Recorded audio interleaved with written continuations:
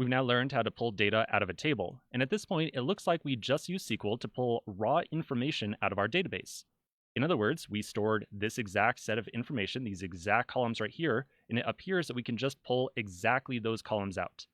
But it turns out that when we are making use of SQL, we can actually somehow transform or process data before we pull it out of the database. Let me show you what I mean.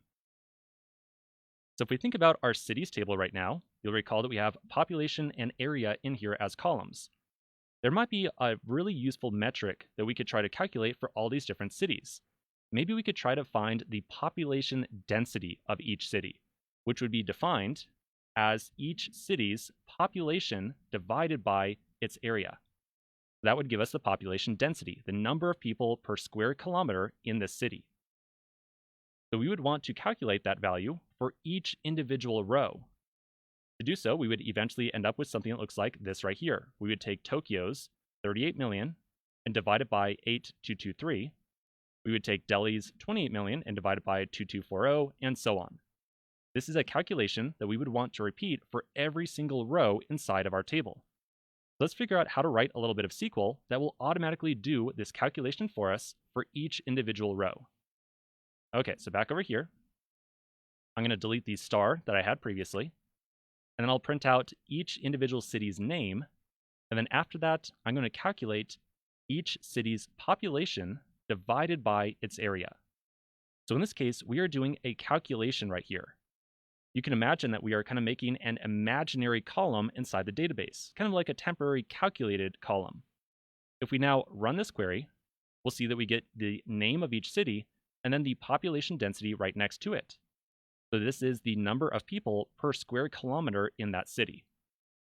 We are not limited to just using division operators.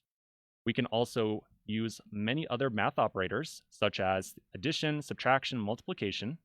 We can find the exponent between two columns, square root, absolute value, remainder, and so on.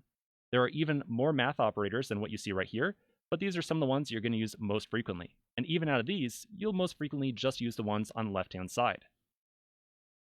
So for example, if we wanted to find, for some crazy reason, it doesn't really make a lot of sense, but maybe the population plus the area. We could put in population plus area like so. All right, looks like we get a large number there that looks more or less accurate. We could multiply the two.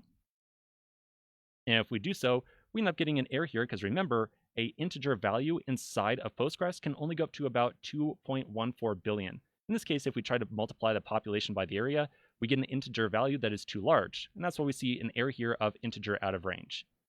But regardless, we can imagine that yes, we can multiply two columns by each other. So I'm going to take this back to population divided by area and run it again. The last thing I want to mention here is that you'll notice that the result that we get right here has a name of question mark column question mark. The reason for that is that Postgres understands that we are doing a calculation right here, but it doesn't really know what to call the result. It's not going to call it for us automatically something like population divided by area, so it just gives us kind of this temporary name right here of question mark column question mark.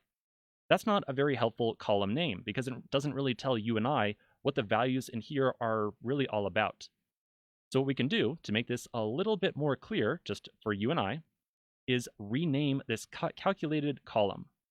To rename a column, I'm going to put a new line right there, and then right after the calculation of population divided by area, I will write in as, and then population underscore density. So that will calculate a new value, and then name this new temporary calculated column as population underscore density. Now if I run that, I get a column name that makes a lot more sense. And it's a lot more clear about what all these different values are really trying to tell us. We do not have to call this population density. We could call this column anything we want. So it could be just density by itself. Now we get a column named density. Okay, so that's a little bit on math operators and how we rename a calculated column as well.